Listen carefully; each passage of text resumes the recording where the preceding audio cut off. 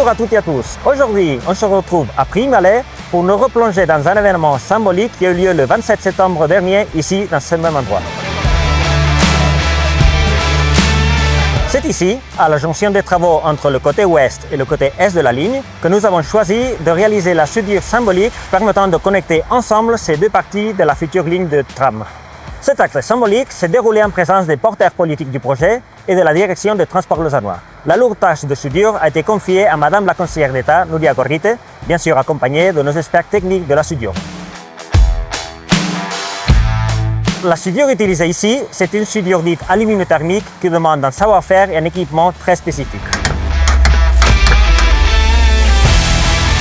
Tout d'abord, il est essentiel d'aligner parfaitement les deux sections de rail. Ensuite, un moule est posé dans l'intersection à souder et on isole avec un joint l'ensemble des éléments du moule.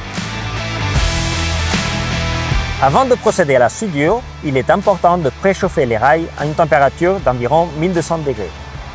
Dans la partie appelée le creuset, on place de la poudre de métal qui est allumée avec une baguette de magnésium. Le métal fond et monte alors à une température d'environ 2400 degrés. Alors en fusion, il va se déverser et remplir l'intersection entre les deux rails.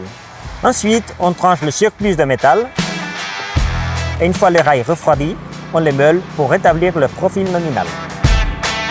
C'est un travail extrêmement minutieux. Seulement une tolérance de 0,2 mm est admise sur la soudure et 0,5 mm dans la gorge.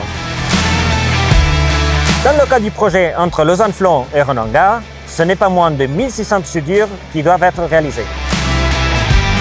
Avec la pose des rails sur la plateforme du tramway, la ligne prend de plus en plus ses marques dans l'environnement de l'ouest lausannois et nous serons prêts à accueillir les premières rames à l'horizon 2025.